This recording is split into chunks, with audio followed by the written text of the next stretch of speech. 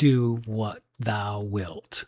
Hello, everyone, and welcome to episode 27 of 7 Minutes with the Magus, featuring your host, Omega Logion, Magus of the Eon of Maat. 27 is a big number around here in Trigrammaton land. It represents the first step beyond the 26 trigrams that make up the 26 parts of a 3D cube. And so it represents the beginning of an entirely new series in the number line. So I thought it would be a good time to start an entirely new series in this video group. And this is going to be focused on the tarot that I've been developing over the last several months. The name of this tarot is Mysterion Tarot, a Greco-Minchiate. Now, what does that all mean? Well, Mysterion is the name written on the forehead of Babylon in the book of Revelation, and it literally means mystery or secret. It derives from the meaning of to shut up the mouth in awe or wonder, or to keep something silent and secret. And it's, of course, a tarot, but it's a Greco-Minchiate. What does that mean? Well, first of all, it's heavily influenced by the Greek mythos, but it's a Minchiate because it has extra cards. A Minchiate tarot is a very early form of tarot that developed in Florence. It has 19 extra cards. Really, it's got 20 extra cards. They got rid of the priestess, heaven forbid, and inserted 12 zodiac cards, 4 element cards, and the 4 virtues that are missing in the regular tarot. So you have prudence, faith, hope, and charity. Well, really, I think they just disguised the priestess as faith. So in effect, there are 19 cards added for a total of 97. Now, 97 is really important in our gnosis for many reasons, one of which is it's the value of the name Amun in Hebrew letters. Now, it's a Greco-Minchiate, which is a new term that I've developed because it's highly influenced by the Greek mythos. The 16 court cards are all Greek gods and goddesses, and all 97 cards have a Greek translation to their name.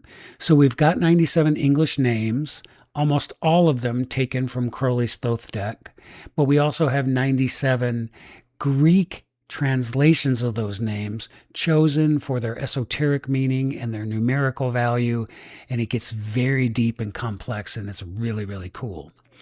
Now, the other really important thing about this is the 24 major arcana, after you set aside all those extra ones that they stuck in there, are going to be lined up with the 24 letters of the Greek alphabet. This allows us to start an entirely new tarot qabalah correspondence between a magical alphabet and the tarot imagery. Now, you're really familiar with the Hebrew alphabet and the 22 major arcana. Well, that didn't even occur until the 1700s. And the first time it was done, the letters were actually put on the cards in reverse, so that Aleph started with the world and it went up to Tav at the end with the fool. Then you have the later French occultists putting them from Aleph to Tav, Fool, down to the world. And then you have the Spanish vein that took the Fool and made it the penultimate card. So they started Aleph with the Magician, and his arms are even in that sort of shape of the letter Aleph to indicate that. And then that was carried on by the Golden Dawn and later Crowley as well. And then Crowley also changed the positions of 2 of the letters. So there have been a lot of chicanery with the Hebrew alphabet and the tarot, including when the Golden Dawn just decided to use some of the Sefer Yetzirah attributions for the zodiac, but mix and match the planets to line up with the tarot imagery that they thought was better, in their opinion. So there's no real actual ancient esoteric tradition of the Hebrew alphabet and the tarot, first of all. And second of all, there's been many approaches that are kind of a mishmash, and it's sort of a, take what you like, and if it works for you, great. So to avoid dealing with any of that and any kind of controversies about what letter does the Hierophant really belong to, we're going to just get rid of the Hebrew altogether and only use the Greek alphabet.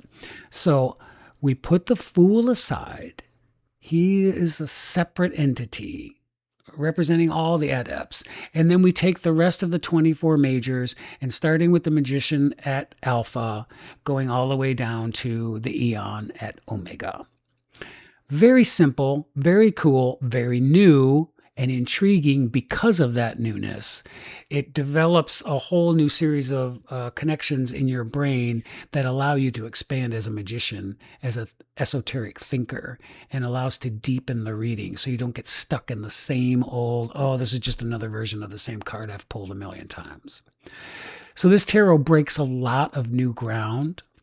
And furthermore, it follows a very rigorous protocol.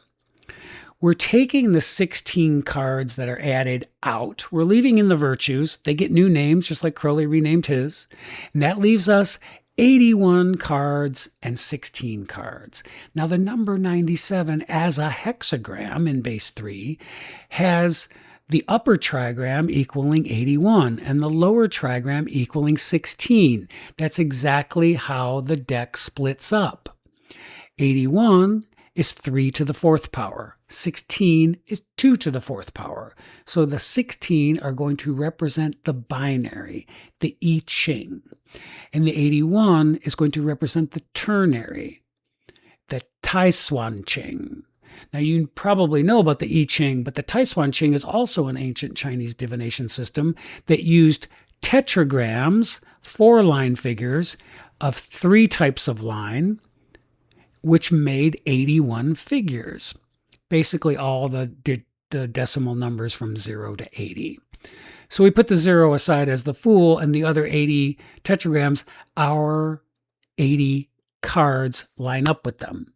So this deck is going to combine the ternary logic and the binary logic into one compact space of 97 cards. It's really fascinating. I'm going to be digging into all the majors and the minors and the court cards in upcoming episodes. I hope you'll stick with me, and we'll take a deep, deep dive into the Mysterion Tarot. And until then, don't forget, love is the law.